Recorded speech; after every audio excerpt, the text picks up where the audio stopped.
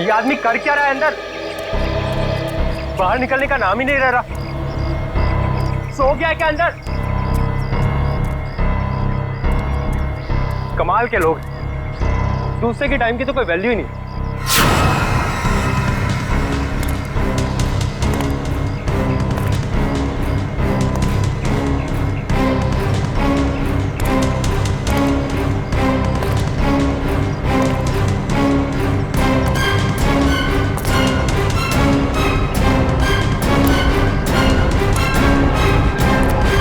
Sir,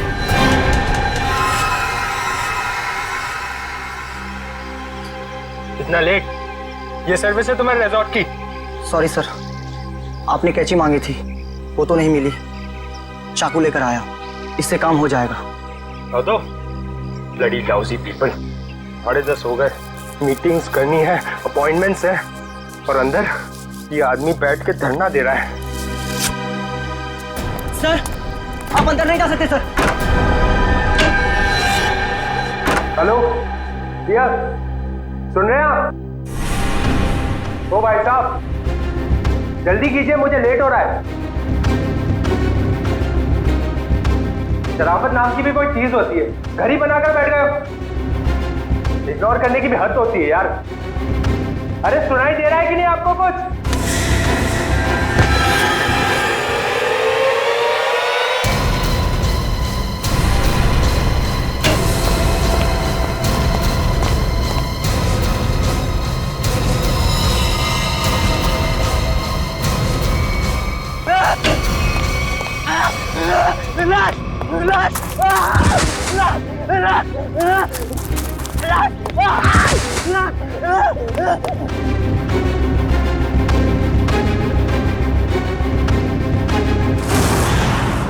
हाँ मैं party में आने की कोशिश करूंगी, कुछ प्रॉमिस नहीं कर सकती। मेरा जॉब ही कुछ ऐसा है यार, कभी भी कुछ भी हो सकता है। ठीक है, चल अब मैं रखती हूँ, बाय। नहीं, बिल्कुल नहीं चलेगा। रात को 1 बजे 2 बजे कोई भी कभी भी आके चले जाएगा। जवान लड़की के घर में रात के टाइम में किसी लड़के का आने का मतलब हम अच्छी तरह से जानते हैं। क्या चल रहा है यहाँ पे? हाँ, और ये रो क्यों रही है? आप इनसे ही पूछिए ना, इसने क्या चाला रखा है यहाँ पे। देखिए मैडम, ये सोसाइटी है और हम सब फैमिली वाले हैं, और ये कैसी कैसी हरकतें करके रखी हैं यहाँ। हरकतें? आपका क्या मतलब है? इसका मतलब ये है कि ये दोनों लड़के रात बिरात इसके घर आते हैं, दरवाजा खटखटाते हैं, शरारत करते हैं। और तुम एक बात कान खोलकर सुन लो, तुम यहाँ से खुद से चली जाओ, नहीं तो हम सब मिलकर तुम्हें जबरदस्ती यहाँ से निकाल देंगे। एक मिनट, शांत हो जाइए आप लोग। कौन है ये लोग? मुझे नहीं मालूम कौन है ये। 2 दिन से मेरी रूम पार्टनर नहीं है, और ये लोग रोज रात को आके मुझे तंग करते, जबकि मैंने इनको कभी देखा भी नहीं है। देख जिया, झूठ मत बोल। तू ही हमें बुलाती है और अब पहचानने से मना कर रही है। हाँ, कसम से हमेशा खुद ही फोन करके बुलाती है हमें। देखो, झूठ मत बोलो, मैं तुम लोगों को नहीं जानती हूँ। पता नहीं ये लोग मुझे क्यों बदनाम कर रहे हैं। देखो, झूठ और सच का फैसला कहीं और जाकर करना, समझी? गुप्ता जी, इस बात का फैसला अभी कीजिए आप, और अगर आपसे भी नहीं होता है तो हम सब मिलकर इस लड़की का कमरा खाली कर देंगे। प्लीज सर, ऐसा मत कीजिए। देखो, मैं तुम्हें भाड़े पे घर देने के वक्त कहा था ना, हमारे सोसाइटी का रूल बहुत सख्त है। क्या बोला था ना? बोला। प्लीज सर, इसमें मेरा कोई कसूर नहीं। फिर भी 2 दिन में मेरी रूम पार्टनर आ जाएगी, तब मैं अपना सारा सामान यहाँ से शिफ्ट कर लूंगी। ओके, 2 दिन का टाइम देता हूँ, लेकिन 2 दिन में रूम खाली हो जाना चाहिए, समझी? तुम दोनों भागो यहाँ से। अरे चलो निकलो। ठीक है जिया, ये तूने अच्छा नहीं किया। हाँ। पहले खुद ही हमें बुलाती है और फिर इंसल्ट करती है। कमाल है यार। चल चल। जिया, रोम, अगर तुम बेकसूर हो तो सच सामने आ जाएगा। रोम,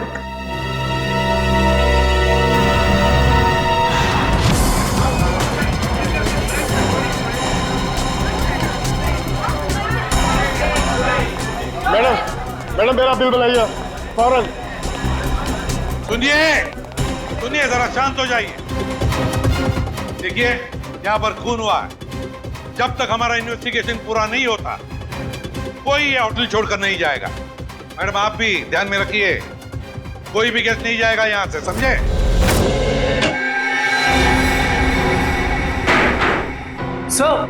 सर बॉडी नहीं है। बॉडी नहीं है? ये कैसे हो सकता है? बॉडी गई कहां? बॉडी कैसे गायब हो गई? कैसे हो सकता है? और सर, अगर किसी ने मर्डर किया है और अगर वो बॉडी ले गया तो फिर ये सिर क्यों छोड़ गया? वही तो, अगर सिर यहां छोड़ा और लाश कहीं पर लेकर गया तो कोई ना कोई निशान तो होने चाहिए था। किसी ना किसी ने तो देखा होगा। कोई ना कोई तो जगह हो सकती है। कहां गई लाश? हुआ क्या यहां पर? नहीं नहीं नहीं नहीं, यहां पर जो कुछ भी हुआ है ना सांखे, यहीं पर हुआ है, इसी 4 दीवारों के अंदर, इस स्टीम बॉक्स में, यहीं पर।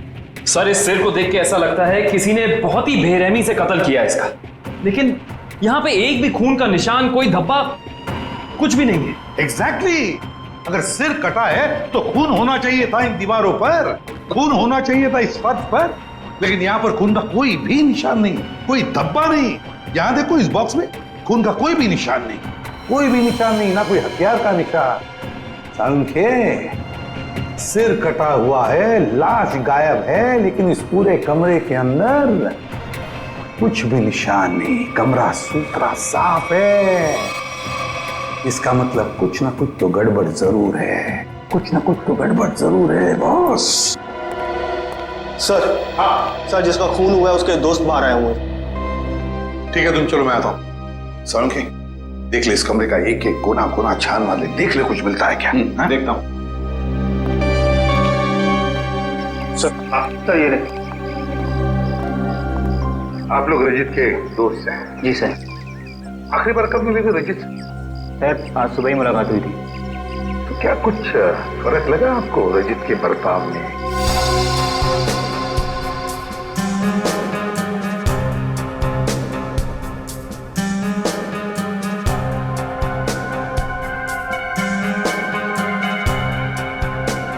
सर, ऐसी तो कोई बात नहीं है। इनफैक्ट हम जिम से साथ में ही आ रहे थे, कॉरिडोर में मेरी उससे बात भी हुई। बहुत फ्रेश और बहुत खुश लग रहा था वो। अरे रजित, कैसी रही तुम्हारी मसाज? हाँ, हल्का महसूस कर रहा हूँ। सेमिनार के लिए आए पर ऐसा लग रहा है वेकेशन के लिए आए हैं। मुझे लगा तुम वाकई में वेकेशंस के लिए ही आए हो। अरे कहीं सेमिनार में सो मत जाना। नहीं, मैं आधे घंटे के लिए स्टीम बात कर लूँ, फिर टॉक्सिन्स भी क्लीन हो जाएंगे और मैं फ्रेश भी लगूंगा। सर, उसके बाद हम दोनों यहाँ स्टीम रूम में आए और वो स्टीम रूम का अटेंडेंट रिकी, सर रिकी ने ही स्टीम रूम तैयार किया था रजित के लिए। Good morning sir. Good morning Ricky. 10 बजे का अपॉइंटमेंट है मेरा। Yes sir. सर, आप साइन कर दीजिए। Thank you sir. आइए सर।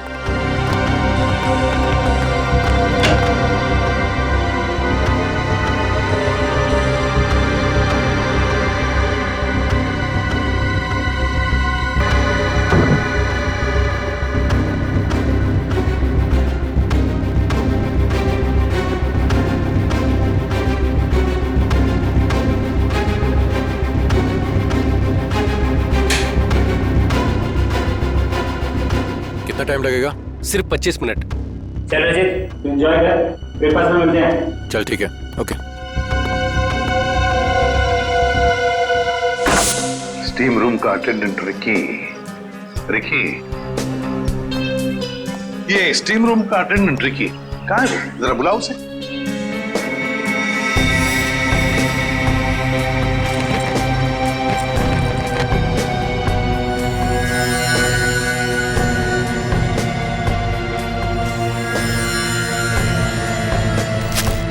सर, वो जब से हादसा हुआ है तब से गायब है।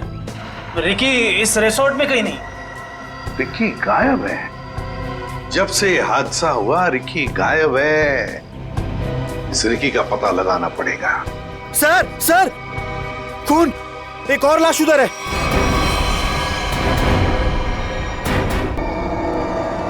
ये हो क्या रहा है आपके होटल में? हाँ, एक सिर मिला है जिसकी लाश गायब और अब ये दूसरा खून। सर मैं तो खुद परेशान हूँ, ये क्या हो रहा है मुझे समझ नहीं आ रहा सर। अब बाहर फेरिए।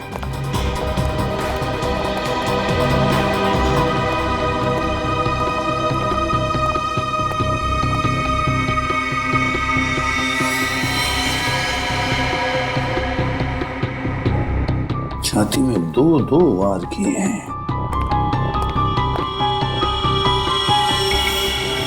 सर काफी गहरा है, पूरी ताकत से वार किया गया। हाँ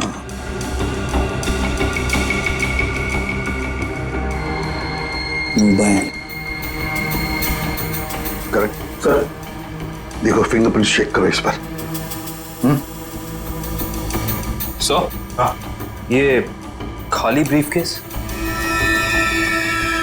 स्टील की ब्रीफकेस, वो भी खाली।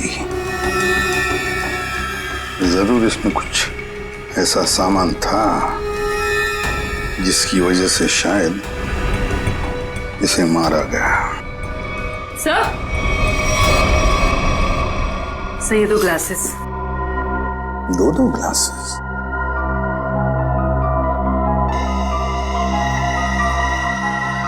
लिपस्टिक वगैरह के तो कोई मार्क नहीं, लेकिन एक बात तो पक्की है कि यहाँ पर इसे मिलने कोई आया तो था जरूर। कोई ऐसा आदमी जिसे शायद जानता था, जरूर जानता होगा उसे। क्या नाम क्या था इस गेस्ट का? सर विनय नाम था इनका, और यहाँ पे होने वाले सेमिनार के लिए आए थे। विनय, तो इससे मिलने अगर जो भी कोई आया होगा उसका रिकॉर्ड तो हमें रिसेप्शन से मिलेगा ही ना? जी सर।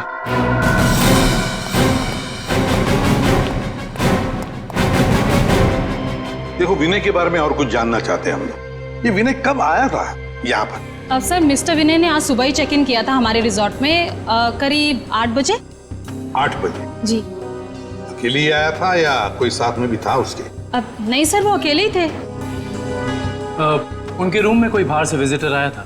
नहीं सर, बाहर से तो कोई नहीं आया था, लेकिन उनके सेमिनार से उनके रूम में कोई गया हो तो उसका पता नहीं हमें। अच्छा, विनय के बारे में कुछ खास बात याद आती है तुम्हें? मेरा मतलब है कुछ भी, यू नो। आपके रिसोर्ट में इस ब्रीफकेस के लिए कोई पर्सनल लॉकर है? आई एम सॉरी सर, हमारे रिजॉर्ट में ऐसी कोई फैसिलिटी नहीं है। ओके। हाँ सर, उनके पास एक छोटा सा स्टील का ब्रीफकेस था जिसे वो कुछ ज्यादा ही संभाल के रख रहे थे, और उसके लिए उन्होंने पर्सनल लॉकर के बारे में भी पूछा, बट सर हमारे रिजॉर्ट में ऐसी फैसिलिटी नहीं है। स्टील का ब्रीफकेस? लगता है ये वही स्टील का ब्रीफकेस है जो हमें उसके बेड पर से मिला है। जरूर उसके अंदर कोई कीमती, कोई इंपॉर्टेंट सामान होगा। सर ऐसा भी तो हो सकता है कि इस विनय की मौत का यही कारण हो। हाँ सर, विनय के रूम में कोई होटल के बाहर से नहीं, होटल के अंदर से आया था और दोनों साथ में ही बैठे थे। सर हाँ करण। सर इस फोन पर जो फिंगरप्रिंट थे उसे उठा लिया सर। Very good. देखते हैं आखिरी फोन किसका था। पार्टनर, जरूर किसी पार्टनर ने फोन किया था विनय को। पता लगाना पड़ेगा है कौन ये पार्टनर।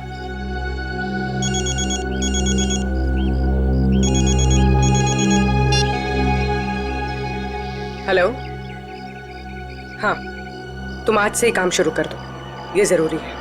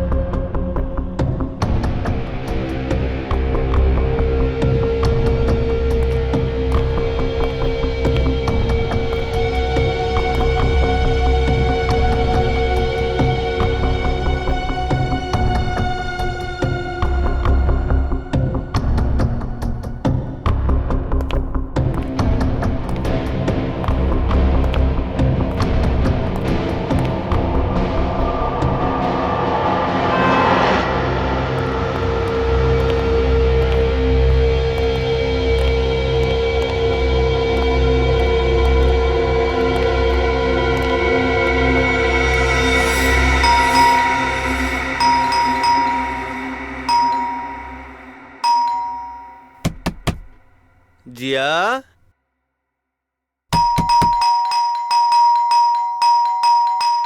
दरवाजा खोलो जिया। जिया, जिया, जिया दरवाजा खोलो वरना तोड़ देंगे हम, बता रहे हैं हम बस। ये इन लोगों का रोज का नाटक है। जिया, दरवाजा खोलो जिया। जिया प्लीज दरवाजा खोलो प्लीज, नहीं तो हम तोड़ देंगे दरवाजा, बोल दे रहे हैं हम। जिया, जिया, पुलिस को फोन करते हैं, तभी बात समझ में आएगी। जिया, दरवाजा खोलो जिया। जिया,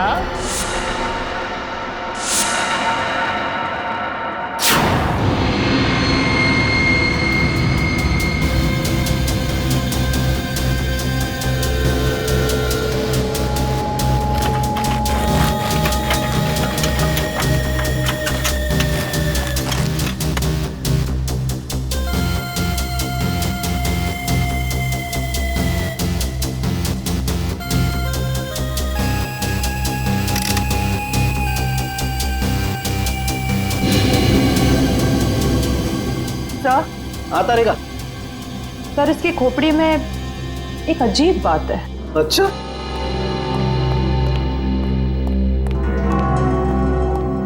क्या अजीब बात है? सर इसकी गर्दन पे ना तो किसी चीज से काटने का निशान है और ना ही तोड़ने का। लेकिन कोई ना कोई निशान तो जरूर होना चाहिए। हाँ, कोई निशान तो होना ही चाहिए। अगर हथियार का नहीं है तो किसी और चीज का निशान होना चाहिए जिससे मारा गया। और इसकी खोपड़ी का अंदर का हिस्सा बिल्कुल खाली है। ऐसा लगता है जैसे कि सारी चीजें पिघल कर बह गई हो। ऐसा कैसे हो सकता है तारिका? इसके अंदर कोई मोम तो होता नहीं, खून है, मसल्स हैं, टिश्यूज हैं। हाँ, लेकिन ये खोपड़ी बिल्कुल खाली है। अच्छा तारिका, इसकी खोपड़ी में से जो फ्लूइड निकला था, तुम उस फ्लूइड को चेक करो, उसमें जरूर कुछ ना कुछ मिलेगा। सर,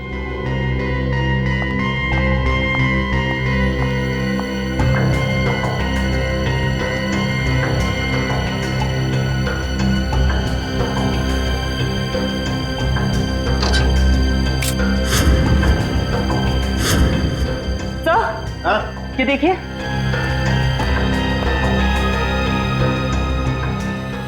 अरे एसिड, इसकी खोपड़ी के अंदर एसिड। सर इसका मतलब है एसिड या किसी केमिकल से इसके सर के अंदर के हिस्से और इसके शरीर को पिघला दिया गया और फिर स्टीम बॉक्स के ड्रेन पाइप से बाहर निकाला गया। हाँ, और वो भी 30 मिनट के अंदर। सर ये कैसे हो सकता है? हमने तो पढ़ा था कि कॉन्सेंट्रेटेड एसिड में किसी भी बॉडी को पिघलने के लिए कम से कम 20 घंटे लगते हैं। You're right, श्रेया, 20 घंटे ही लगने चाहिए, लेकिन इस केस में ऐसा नहीं हुआ। एक और बात, इस ड्रेन पाइप में मुझे कैल्शियम फॉस्फेट, जिससे इंसान की हड्डियां बनती हैं, वो और कुछ टिश्यूज के टुकड़े मिले हैं। मुझे लगता है जिस एसिड से इस आदमी के शरीर को पिघलाया गया है, यह एसिड किसी की इन्वेंशन है, कोई नई खोज। हाँ सर, उस बॉटल के निचले हिस्से से जो निशान बना था जिस केमिकल से, वो भी एसिडिक है और हमारे किसी केमिकल से मैच नहीं करता। लेकिन सर, अगर इस एसिड ने रजीत की बॉडी को पिघला दिया तो फिर वो स्टीम बॉक्स क्यों नहीं पिघला? वो इसलिए क्योंकि ये एसिड किसी मेटेलिक चीज को नहीं पिघलाता है और इसीलिए इस एसिड को कांच की बोतल में रखा गया था। सर फिर तो उसे बहुत दर्द हुआ होगा। नहीं वंश, मुझे नहीं लगता है इसे दर्द महसूस हुआ होगा। क्यों सर? क्योंकि श्रेया पहले इसे बेहोश कर दिया गया था। मतलब पहले इसे बेहोश किया गया, फिर मारा गया, उसके बाद स्टीम बॉक्स की ड्रेन पाइप से बहा दिया गया। बहुत ही डरावना और भयानक तरीका है किसी की जान लेने का। हाँ, और बहुत ही अजीब भी। सब कैसे किया गया होगा, ये कौन सा एसिड है, ये सब पता लगाने के लिए मुझे थोड़ा वक्त लगेगा। लेकिन सर, अगर ये किसी का आविष्कार है, नई खोज है, तो जाहिर सी बात है उसने उसके पेटेंट को रजिस्टर करवाया होगा। बिल्कुल करवाया होगा। इंटरेस्टिंग। इसका मतलब जिसने भी पेटेंट रजिस्टर करवाया है उसकी सारी इंफॉर्मेशन हमें गवर्नमेंट ऑफिस से मिल सकती है। हेलो, क्या रजीत का? ओके, अभी पता चला है कि विनय ने जिस पार्टनर वाले नंबर पे फोन किया था वो और किसी का नहीं बल्कि रजीत का नंबर था। इसका मतलब विनय और रजीत एक दूसरे को जानते थे और रिजॉर्ट में विनय के कमरे में हमें जो 2 ग्लासेस मिले थे उनमें से एक ग्लास शायद रजीत का था। अब तो विनय के घर वालों से ही पता करना पड़ेगा। पता है रिकी घर पर नहीं है, तोड़ दो दरवाजा।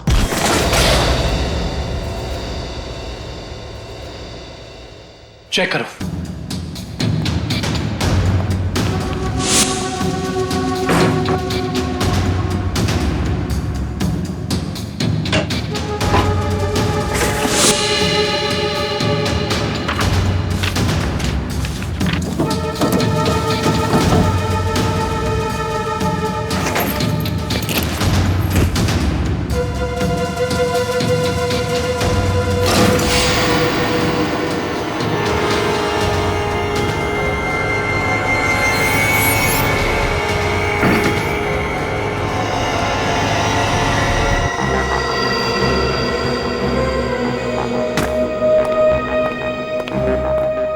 ये बॉटल देखो, इसका नीचे का हिस्सा बिल्कुल वैसे ही है जैसा निशान हमें रिजॉर्ट के स्टीम रूम में मिला। तो इस केमिकल से रिकी ने रजीत की बॉडी पिघलाकर उसका खून कर दिया है। हाँ, लेकिन एक स्टीम रूम का अटेंडेंट किसी को इतनी चालाकी से नहीं मार सकता। ये उसके दिमाग का काम हो ही नहीं सकता। कोई है जो उससे ये करवा रहा है। कौन करवा सकता है ये सब? इसका जवाब तो रिकी देगा।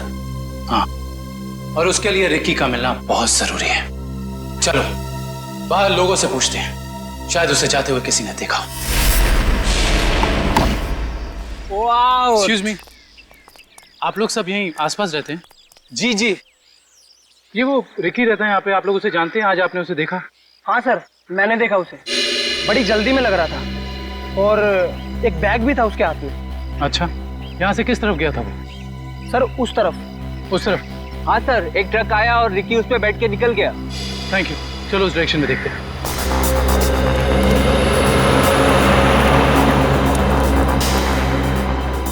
ये देखो, यहाँ पे रेत गिरी है, शायद ट्रक से गिरी होगी। इसका मतलब जिस ट्रक में रिकी गया वो ट्रक बिल्डिंग मटेरियल लेके जा रहा था। यहाँ आसपास कुछ कंस्ट्रक्शन चल रहा है, ढूंढना पड़ेगा।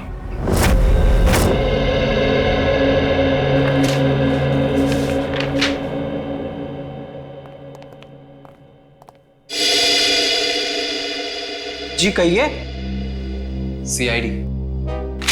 सीआईडी? जी, पिछले हफ्ते में जितने भी एसिडिक केमिकल्स को पेटेंट कराया गया है उन्हें रजिस्टर करवाने वालों के नाम और पते हमें चाहिए। केमिकल का कोई नाम भी तो होगा। आप वो फाइल हमें दे दीजिए, हम खुद ढूंढ देंगे। ठीक है।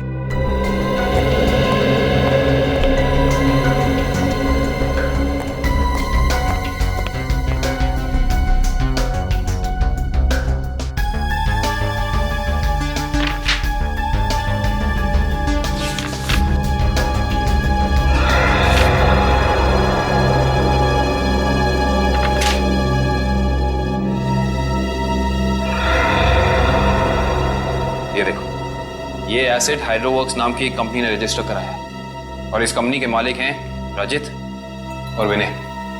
इसलिए विनय के सेल फोन पे रजित का नंबर पार्टनर के नाम से सेव था। रजित अपने खोज से मरा और उसका पार्टनर विनय एक बंद कमरे में मरा हुआ मिला। इंटरेस्टिंग। ये केस तो और भी ज्यादा उलझता जा रहा है।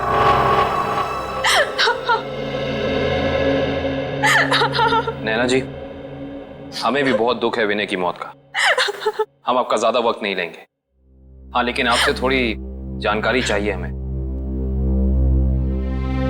मुझे तो अभी भी समझ नहीं आ रहा कि विनय से किसी की क्या दुश्मनी हो सकती है।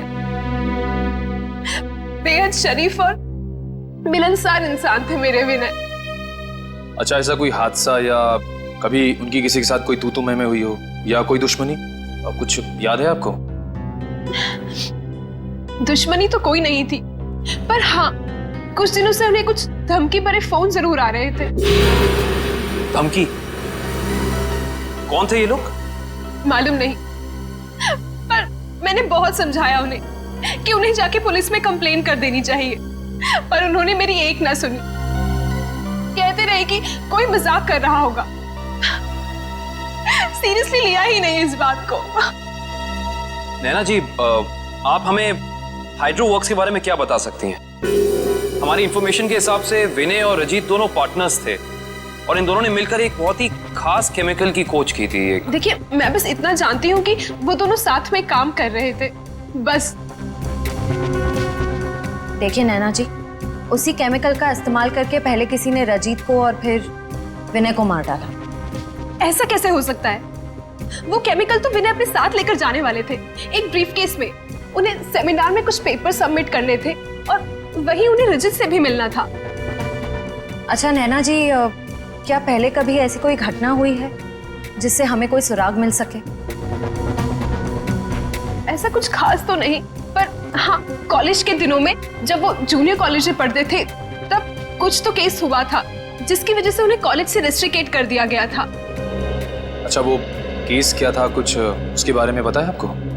देखिए, मैं ज्यादा कुछ नहीं जानती, पर बस इतना पता है कि कुछ तो केस हुआ था जिसकी वजह से उन्हें रेस्ट्रिकेट कर दिया गया था बेवजह। कौन सा कॉलेज था ये? GRN college. Thank you. Vinay और रजीत के खून का इस कॉलेज की घटना से क्या संबंध है, पता करना पड़ेगा।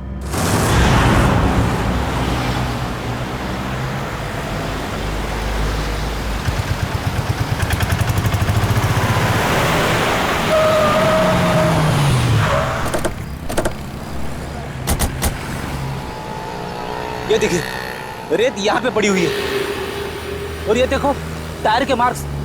इसका मतलब ट्रक यहाँ पे आके रुक गया था, लेकिन ये कंस्ट्रक्शन का काम भी तो बंद है। यही वजह है कि अब हमें ये पूरी जगह चेक करनी होगी। आओ अंदर चलकर देखते हैं।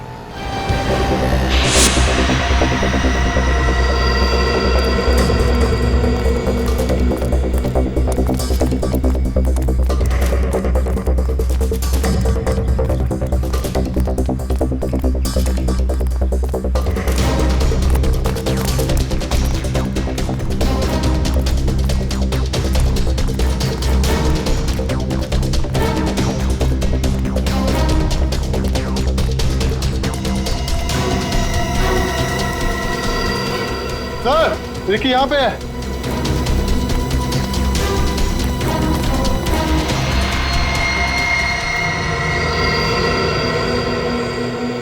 रिकी, रिकी, ये तो ठंडा पड़ गया। हाँ सर, इसकी स्किन भी कड़क हो गई है। पहले से हॉस्पिटल पहुंचाओ।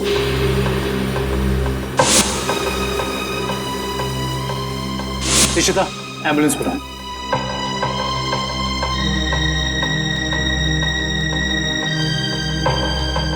इसके शरीर पे जेल जैसा कुछ लगा हुआ है, जिसकी वजह से इसका शरीर अकड़ गया होगा। और ये देखिए, आसपास के पत्थरों पे भी जेल जैसा ही है। ये देखो,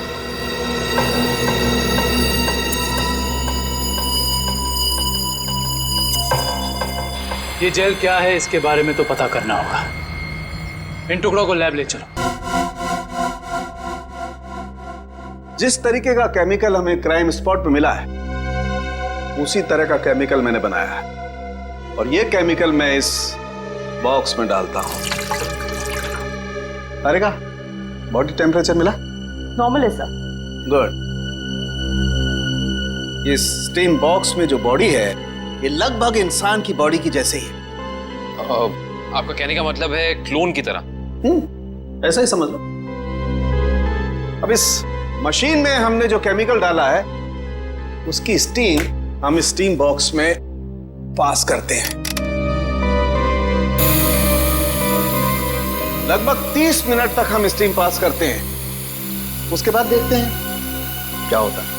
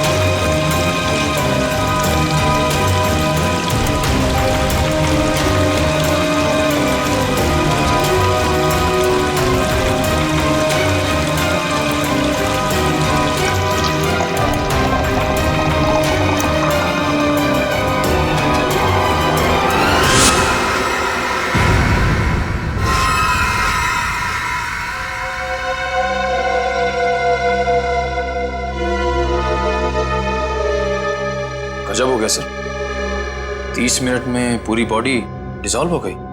हाँ निखिल, ये केमिकल बहुत पावरफुल है। थोड़ी सी मात्रा में पूरी की पूरी बॉडी पिघल करके बह जाती है। रिकी की बॉडी भी इसी केमिकल की वजह से फ्रीज होकर के अकड़ गई थी। आई सी, बहुत ही खतरनाक केमिकल है ये।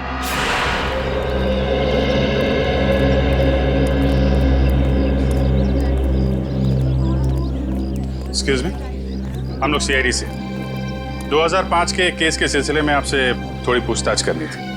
2005? ये तो बहुत पुराना केस है, लगभग 9 साल पुराना। आप रमेश जी से पूछिए, वो यहाँ के सीनियर हैं। Thank you. रमेश जी,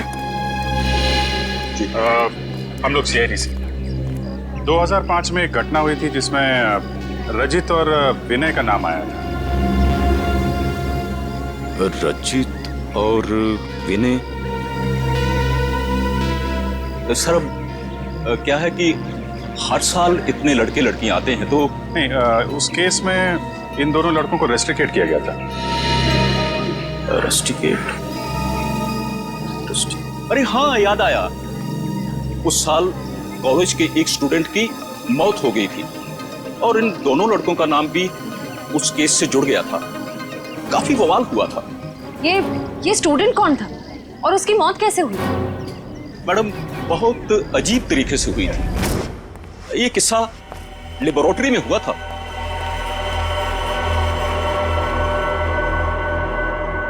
इतनी देर तक कौन काम कर रहा है? कौन काम कर रहा है?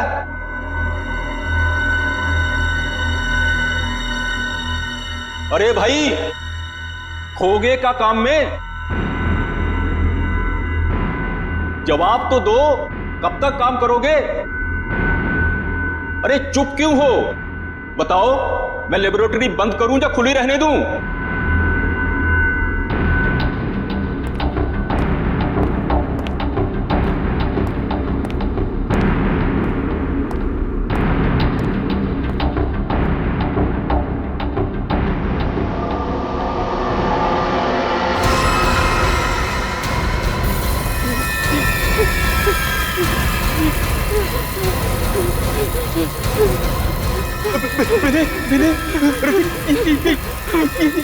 ये देखो संपत को क्या हो रहा है?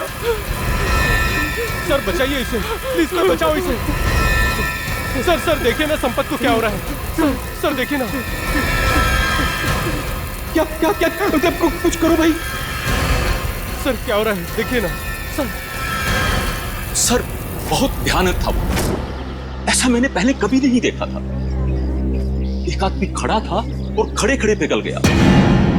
संपत नाम था उसका, पुलिस केस भी हुआ था और विनय और रजित को रेस्ट्रिकेट किया गया था। इस केस से जुड़ी सारी फाइलें चाहिए। हेलो, कहाँ? कौन से रेस्टोरेंट? ठीक है, मैं पहुंचती हूँ, नजर रख रहा हूँ।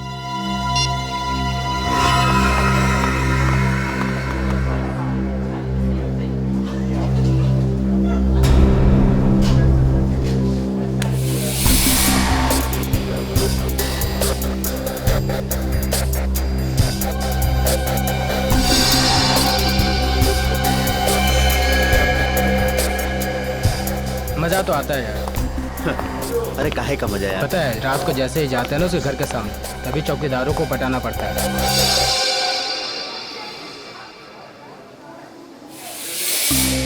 मैडम, आप यहाँ कैसे? तुम लोग क्या समझते हो? तुम लोग कुछ भी करते रहोगे और तुम्हारा कोई कुछ नहीं बिगाड़ सकता। मैडम, हमने क्या किया?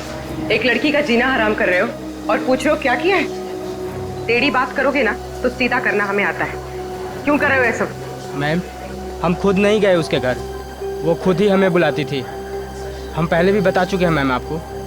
और मैडम, आपको जानना ही है तो आप जिया से बात करो ना, वो क्यों बुलाती है हमें? वो झूठ नहीं बोलती है। सर हम सच बोल रहे हैं सर, हमारा यकीन कीजिए प्लीज। हाँ जानता हूँ, राजा हरिश्चंद्र के चेले हो ना तुम लोग। देखो, लास्ट चांस करो, सच सच बताओ, उस लड़की को क्यों परेशान कर रहे हो? और अगर सीआईडी का तरीका अपनाऊंगी ना तो तोते की तरह बोलना शुरू कर दोगे।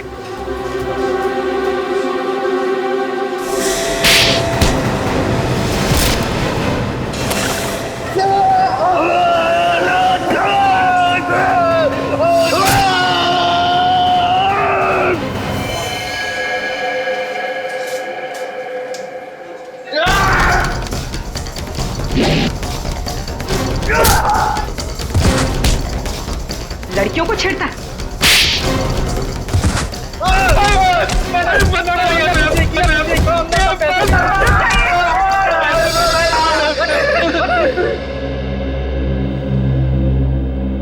किसके कहने पे किया ये सब? एक्सपेरिमेंट हो रहा था साइंस लैब में 2005 में और बेस्ट इन्वेंशन करने वाले को स्कॉलरशिप मिल रही थी। ये तो स्टूडेंट पिघल के मर गया था संपत। इसने एक स्पेशल एनेस्थीसिया बनाया था बेहोश करने की दवा जो किसी भी मसल को 5 मिनट के लिए फ्रीज कर सकती थी। और ये रजित और विनय, इन्होंने एक ऐसा केमिकल बनाया था जो किसी भी चीज को 30 मिनट के अंदर पिघला सकती थी। सर ये देखिए।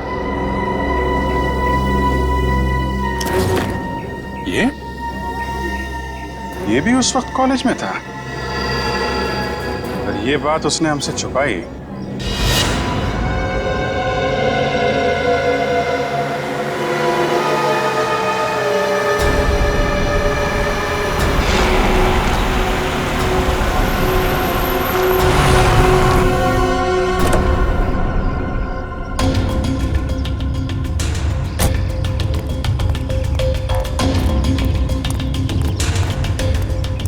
पैसे लिए? हाँ, ये देखो।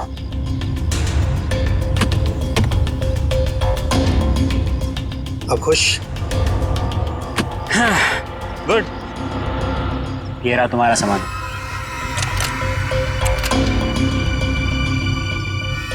तो ये है दुनिया का सबसे बड़ा आविष्कार जो अब मेरा होगा। बिल्कुल तुम्हारा है। Thank you. वेलकम।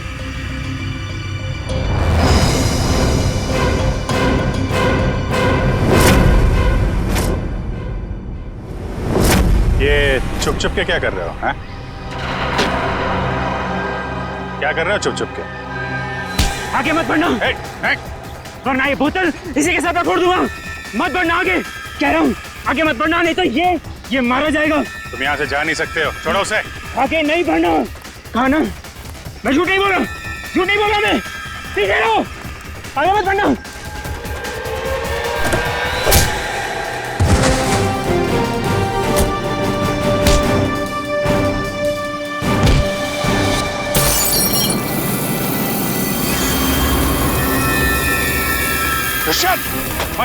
हॉस्पिटल लेकर आओ जल्दी।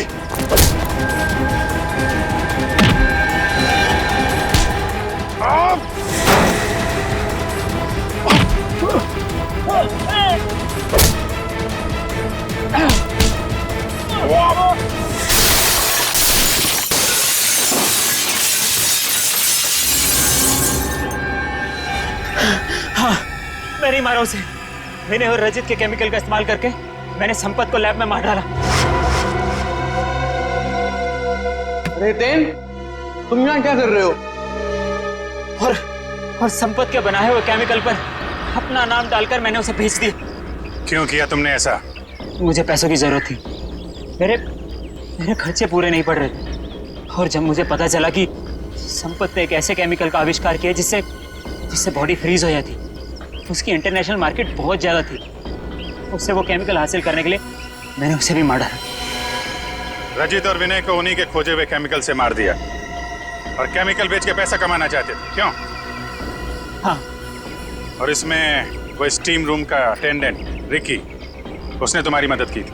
हाँ, लेकिन मैंने उसे पैसे दिए थे। इस बॉटल का सारा केमिकल स्टीम बॉक्स में डाल देना। जैसे ही काम खत्म हो जाए इस बॉटल को गायब कर देना। चलो। हाँ, समझ गया। चलो निकलो। मैंने पहले विनय को मारा।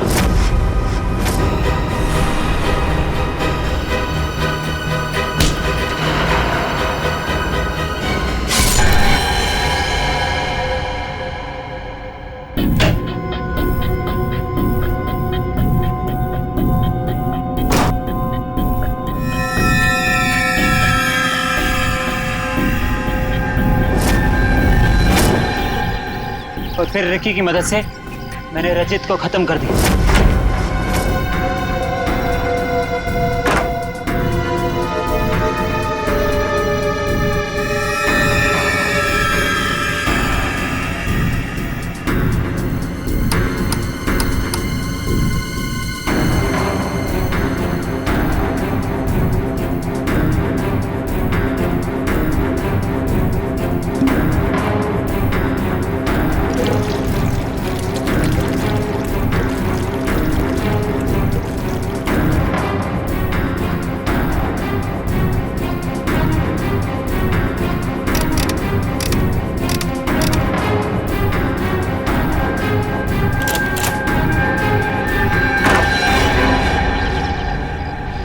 रिकी तो तुम्हारा साथी है ना, फिर उसे मारने की कोशिश क्यों की तुमने? रिकी मुझे ब्लैकमेल कर रहा था। मैं सोच रहा हूँ कि जुबान भी कितनी कीमती चीज है, अगर फिसल जाए तो करोड़ों का नुकसान करा दे, इज्जत गवा दे, फांसी चढ़वा दे। मतलब? वो केमिकल की बोतल मेरे सीने में 2 मर्डर्स के राज बहुत ज्यादा है, जुबान जेल नहीं पाएगी, वजन तो करना ही पड़ेगा।